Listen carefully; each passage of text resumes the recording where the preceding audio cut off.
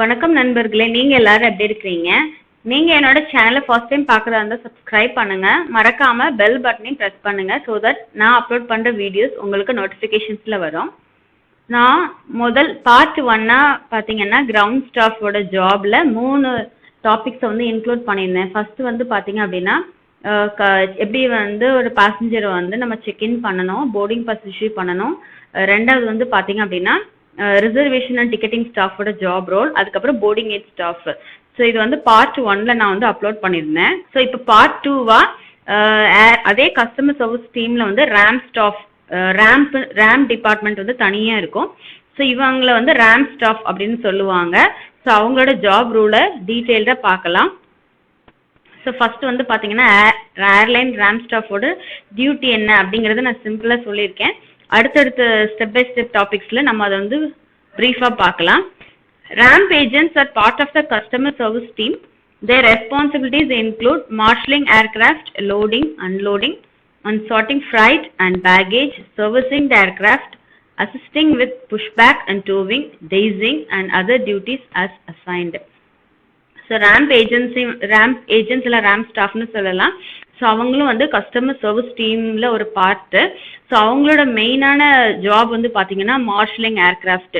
ஒரு விமான ஓடுதளத்துக்குள்ள உள்ள வரும்போது ஸ்டாஃப் வந்து ரேம்ப் ஸ்டாஃப் வந்து என்ன பண்ணணும்னா அந்த விமானம் வந்து எந்த இடத்துல கரெக்டாக வந்து கிரவுண்ட் பண்ணணும், எந்த இடத்துல கரெக்டாக பார்க் பண்ணணும் அப்படிங்கிறத வந்து அவங்க வந்து கையசிச்சு காட்டி அந்த இடத்த வந்து ஃபிக்ஸ் பண்ணுவாங்க. ஸோ நீங்கள் வந்து கூகுளில் போய் சர்ச் பண்ணி பாருங்கள், மார்ஷலிங் ஏர்கிராஃப்ட் பிக்சர்ஸ்னு பார்த்தாலே தெரியும்.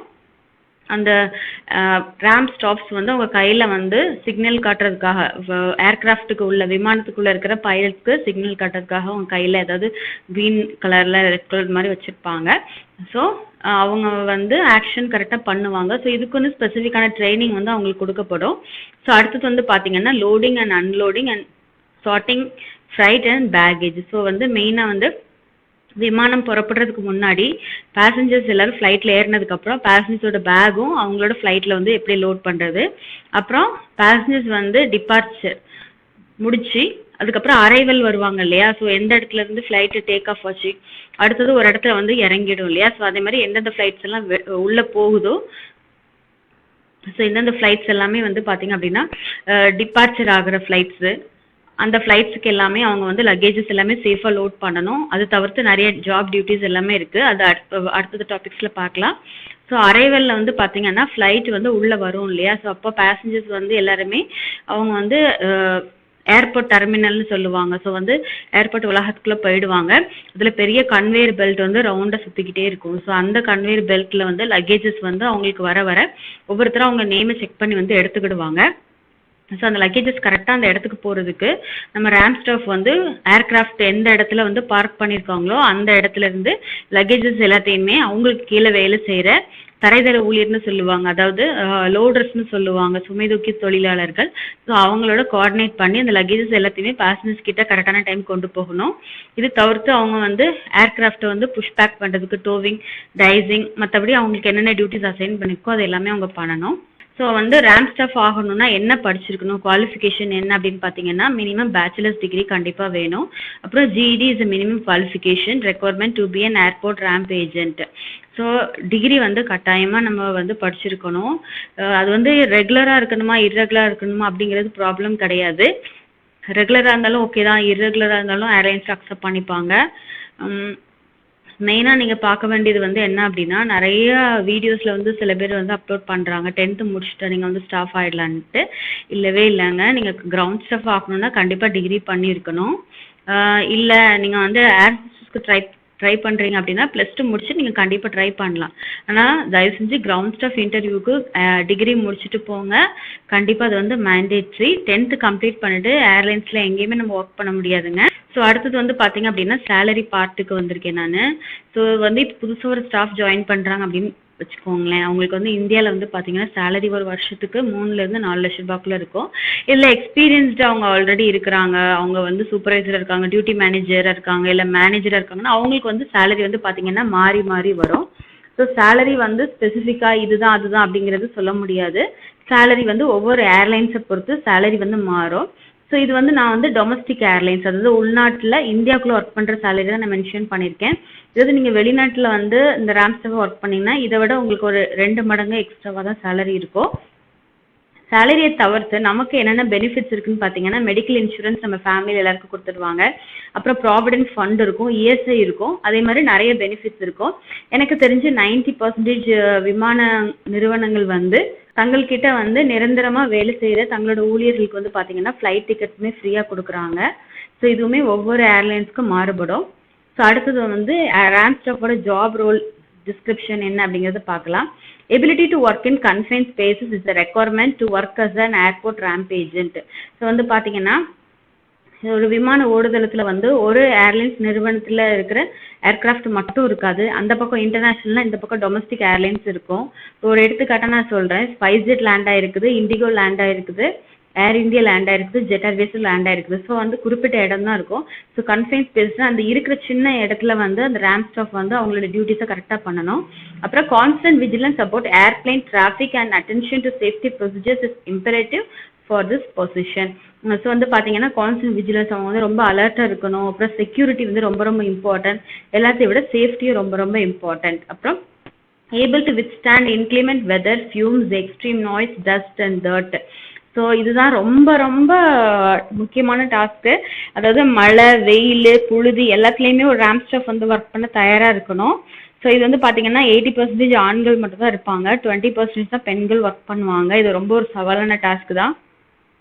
நானுமே வந்து சில டைம் ஒரு முக்கியமான விஐபி பேசஞ்சர் ஏதாவது ஒரு ஜாப் கொடுத்து அங்கே விமான ஓடுதலுக்கு போங்கன்னு சொன்னாலே நாங்கள் போகும்போது ரேம் ஜாக்கெட் போட்டுட்டு, அதுக்கப்புறம் ஏதாவது ஒன்று நமக்கு வந்து ரொம்ப ஸ்கின்னை ப்ரொடெக்ட் பண்ணுற மாதிரி சன்ஸ்க்ரீன் போட்டு தான் நம்ம போகிற மாதிரி இருக்கும். ஏன்னா பார்த்தீங்கன்னா ஒரு விமானம் வந்து இறங்கினதுக்கப்புறம் அந்த ஜெட் பிளாஸ்ட்னு சொல்லுவாங்க. ஸோ அதில் வந்து பார்த்தீங்கன்னா நிறைய ஹீட்டு வரும்.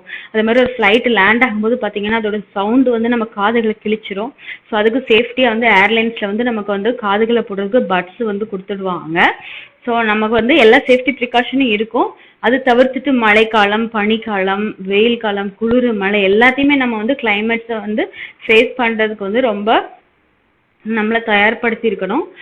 பட் நீங்கள் வந்து மழை நேரத்தில் ஒர்க் பண்ணுறதுக்கு வந்து பார்த்தீங்க அப்படின்னா உங்களுக்கு வந்து ஏர்லைன்ஸ்லேருந்தே மோஸ்ட்லி உங்களுக்கு வந்து ரெயின் ஜாக்கெட், ரெயின் ஷூஸ் எல்லாமே கொடுத்துடுவாங்க. ஸோ மொபைல்ஸ், மற்ற டாக்குமெண்ட்ஸ் எல்லாம் பார்த்தீங்கன்னா பிளாஸ்டிக் கவர்ஸில் தான் ஸ்டாஃப் உள்ளே வச்சுட்டு ஒர்க் பண்ணுவாங்க.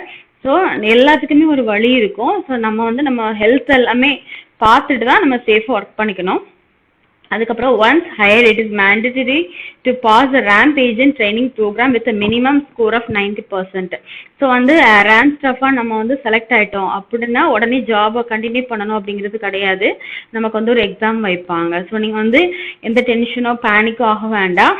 இந்த எக்ஸாம் வந்து பார்த்தீங்கன்னா உங்களுக்கு வந்து மினிமம் ஒரு வாரமோ 2 வாரமோ எவ்வளோ நாள் தேவை இருக்கோ அந்தளவுக்கு உங்களுக்கு வந்து ட்ரைனிங் கொடுப்பாங்க. ஸோ நல்ல ட்ரைனிங் நீங்கள் எடுத்ததுக்கப்புறம் தான் உங்களுக்கு அந்த எக்ஸாம்ஸை வந்து கண்டக்ட் பண்ணுவாங்க. ஸோ இந்த எக்ஸாம் வந்து பார்த்தீங்க அப்படின்னா மேண்டேட்ரியாக நீங்கள் வந்து பண்ணியிருக்கணும். அந்த எக்ஸாம்ஸ் வந்து எல்லா டிபார்ட்மெண்ட்ஸ்க்கும் இருக்கும். ஒரு விமான நிறுவனத்துக்குள்ள நீங்கள் நிரந்தர ஊழியராக நீங்கள் செலக்ட் ஆகிட்டீங்கனாலே எந்த டிபார்ட்மெண்ட்டாக இருந்தாலும் சரி உங்களுக்கு பேசிக்காக ஒரு எக்ஸாம் வச்சுட்டு தான் உங்களை கன்ஃபார்ம் பண்ணுவாங்க. அந்த எக்ஸாம் கொடுத்து நமக்கு எந்த டென்ஷனும் வேண்டாம், கம்ப்ளீட்டாக ட்ரைனிங் வந்து கொடுத்துருவாங்க. ஸோ அடுத்தது வந்து பார்த்தீங்கன்னா ஒரு ரேம்ப் ஸ்டாஃபோட ஃபுல் ஃபார்ம் என்ன? ரேம்ப் அப்படின்னா என்ன? Region of aircraft movement and parking. So இது வந்து பார்த்தீங்கன்னா இன்டர்வியூஸில் போனாலே உங்களுக்கு ஒரு சில டைம் உங்களுக்கு வந்து யூஸ்ஃபுல்லாக இருக்கும். ஸோ நீங்கள் வந்து படிச்சு வச்சுக்கோங்க, region of aircraft movement and parking. Next ramp ஸ்டாஃப்னா என்ன? அதை வந்து ஜஸ்ட் ஒரு 2 லைன்ஸில் சொல்லணும் அப்படின்னா, ramp staff direct, control and monitor aircraft at an airport to ensure safety and compliance with federal and local regulations. So வந்து ஒரு ஏர்கிராஃப்ட் ஒர்க் பண்ணுற ஒரு ரேம்ப் ஸ்டாஃபோட டியூட்டி வந்து என்ன அப்படின்னா, டைரக்ட் பண்ணுறது, லக்கேஜஸ் லோடிங், டீலோடிங் எல்லாமே பண்ணுறது, கண்ட்ரோல் பண்ணுறது, ஏர்கிராஃப்டை மானிட்டர் பண்ணுறது, மார்ஷல் பண்ணுறது. ஸோ அது எல்லாத்தையும் விட சேஃப்டி ரொம்ப முக்கியம். அதை வந்து அவங்க வந்து ரூல்ஸ் அண்ட் ரெகுலேஷன்ஸோட சேர்த்து ஃபாலோ பண்ணி அவங்க டியூட்டியை வந்து பண்ணணும். ஸோ வந்து ரேம்ப் ஏரியானா என்ன, விமான ஓடுதளம் அப்படின்னா என்ன அப்படிங்கிறத நம்ம பார்க்கலாம். An inclined plane, also known as a ramp, is a flat supporting surface tilted at an angle with one end higher than the other used as an aid for raising or lowering a load. அதாவது ஒரு விமானம் வந்து land ஆனதுக்கு அப்புறம் பாத்தீங்கன்னா இந்த விமானம் வந்து சரிஞ்ச மாதிரி இருக்கும். ஸோ அதுதான் ரேம்ப் ஏரியான்னு சொல்றாங்க. ஸோ எதுக்காக அப்படின்னா லக்கேஜஸ் ஒன்று மேல இருந்து கீழே இறக்குறதுக்காக இருக்கணும், இல்லைன்னா உள்ள இருந்து கீழே இருந்து மேல லக்கேஜ் வந்து லோட் பண்றதா இருக்கட்டும். ஸோ அது வந்து அதுதான் ரேம்ப் ஏரியான்னு சொல்றாங்க. ஸோ அதான் நம்ம வந்து ஸ்பெசிஃபிக்கா வந்து மெயின் டியூட்டியா ரேம்ப் ஸ்டாஃப் வந்து பண்ணுவாங்க. மெயின் பாத்தீங்கன்னா லக்கேஜஸ் வந்து லோடிங் அண்ட் ரீலோடிங். அப்புறம் ரேம்ப் ஏஜென்ட்ஸோட டியூட்டிஸ் வந்து ஃபர்ஸ்ட் வந்து என்ன அப்படின்னா, an airline ramp planner is responsible for knowing the arrival and departure times for each of the airlines aircraft at that airport. So ஒரு ramp staff வந்து எந்த ஏர்போர்ட்ல work பண்றவங்களோ அவங்க வந்து அவங்க டியூட்டியில இருக்கும்போது, இப்போ ஒரு எடுத்துக்காட்ட 12 ஸ்டாஃப் இருக்கிறாங்க அப்படின்னா ஒவ்வொரு ஸ்டாஃபும் அவங்களுக்குள்ள டாஸ்க் வந்து பிரிச்சுப்பாங்க. அப்போ அந்த 12 ஸ்டாஃப்மே வந்து பாதி பேர் இன்டர்நேஷனல், பாதி பேர் டொமஸ்டிக். ஸோ அதில் வந்து பார்த்தீங்க அப்படின்னா மதுரை, திருச்சி, கோயம்புத்தூர், மும்பை, ஸோ அந்த மாதிரி எந்த ஃப்ளைட்ஸ் எல்லாம் வந்து லேண்ட் ஆக போதோ ஒவ்வொரு ஃப்ளைட்டோட டைமிங்ஸை வந்து அவங்க கரெக்டாக பிரிண்ட் அவுட் எடுத்து வச்சிருப்பாங்க. ஸோ அப்போதான் வந்து கரெக்டான டைம்ல அவங்க வந்து ஃப்ளைட்டு லேண்ட் ஆன உடனே அவங்களோட டியூட்டிஸ் அவங்க பண்ண முடியும். The ramp planner notifies the fueler, cargo and baggage handlers, the food concession or catering company, cabin cleaners and more. So இது தவிர்த்து ரேம்ப் ஸ்டாஃப் வந்து யாரோடலாம் கோஆர்டினேட் பண்ணி ஒர்க் பண்ணணும்னு பார்த்தீங்க அப்படின்னா, ஏர்கிராஃப்ட்ல வந்து ஃபியூயல் சப்ளை பண்றவங்க, அதுக்கப்புறம் கார்கோ டிபார்ட்மெண்ட், அதுக்கப்புறம் பேகேஜ் ஹேண்ட்லர்ஸ், அதாவது சுமை தூக்கின் தொழிலாளர்கள் நான் சொன்னேன், அவங்களை லோடர்ஸ்னு சொல்லுவாங்க. அப்புறம் food concession or catering company, so ஃப்ளைட்ல வந்து ஃபுட் எல்லாம் லோட் பண்ணுவாங்க இல்லையா, கேட்ரிங் பண்றவங்க அவங்க. அப்புறம் cabin cleaners and more. So aircraft வந்து லேண்ட் ஆனதுக்கு அப்புறம் அந்த ஏர்கிராஃப்ட் வந்து நல்லா கிளீன் பண்றதுக்கு கிளீனர்ஸ் வந்து தனியா இருப்பாங்க. ஸோ இப்போ வந்து ரேம்ப் ஸ்டாஃபோட டாஸ்க் அண்ட் டியூட்டிஸ் பார்க்கலாம். Commercial airplane would not get off the ground without the help of an airport ramp agent. So வந்து ஒரு ஃப்ளைட் வந்து கிரவுண்ட்ல கரெக்டாக வந்து லேண்ட் ஆகிறதுக்கு வந்து பார்த்தீங்க அப்படின்னா ரேம்ப் ஸ்டாஃபோட டியூட்டியுமே ரொம்ப முக்கியம். அப்புறம் de-icing in cold weather, transporting baggage and cleaning the aircraft are just a few of the important duties of this position. So மெயினாக வந்து பார்த்தீங்கன்னா பேகேஜ் டிரான்ஸ்போர்ட்டேஷன். அடுத்தது வந்து பார்த்தீங்கன்னா சில பனி பிரதேசங்களில் வந்து பார்த்தீங்கன்னா ஃப்ளைட்ஸ் ஃபுல்லாமே வந்து பனி உறைஞ்சு போயிடும், அந்த மாதிரி வின்டர் சீசன்லலாம். ஸோ அந்த மாதிரி டைமில் வந்து பார்த்தீங்கன்னா ஃப்ளைட்ஸை வந்து டீஐசிங் பண்ண தெரிஞ்சிருக்கணும். அடுத்தது ஃப்ளைட்டோட ஃபுல் கிளீனிங் எல்லாமே வந்து அவங்களுக்கு கீழே இருக்க ஸ்டாஃபை வந்து வச்சு அவங்க வந்து டியூட்டிஸை வந்து டாஸ்க்கை கம்ப்ளீட் பண்ணியிருக்கணும்.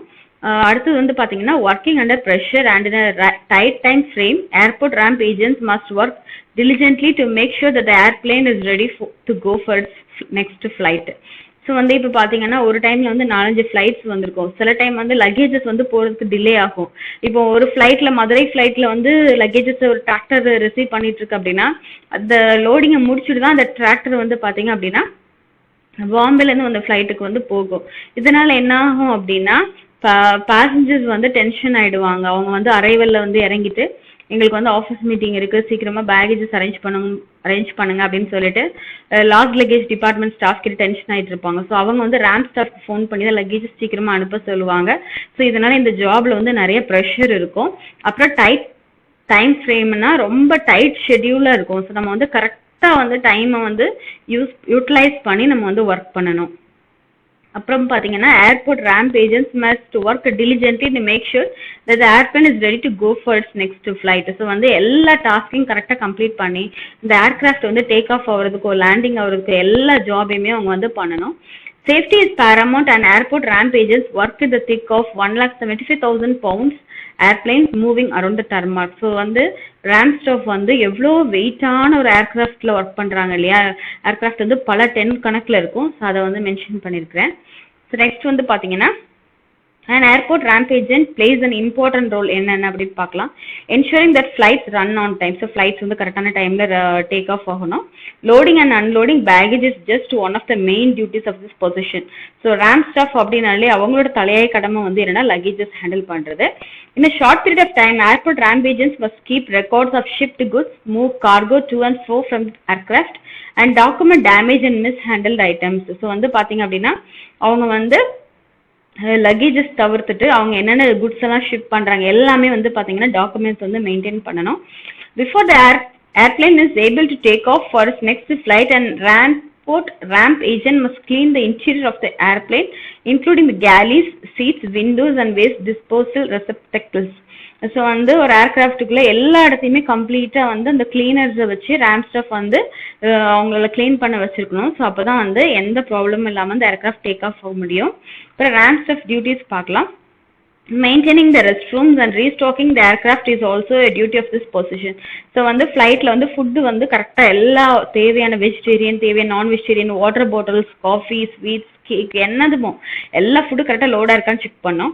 An airport ramp agent drives heavy equipment like air store units, baggage carts, de-icers, belt loaders and pushback trucks.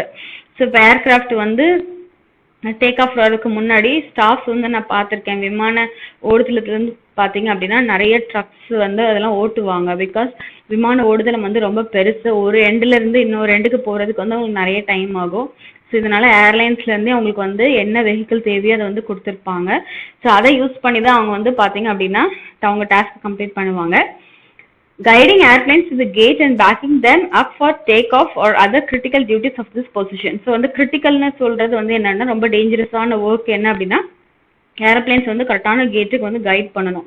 எது டேக் ஆஃப் ஆர் லேண்டிங் எதுனாலும் சரி. அப்புறம் packing then up for take off or other critical. So கரெக்டான கேட்லேருந்து airplanes வந்து take off ஆகணும். ஸோ அதுவும் ரொம்ப இவங்க வந்து ரொம்ப ப்ரிகாஷனோட ரொம்ப சேஃப்டியாக பண்ணுற மாதிரி இருக்கும்.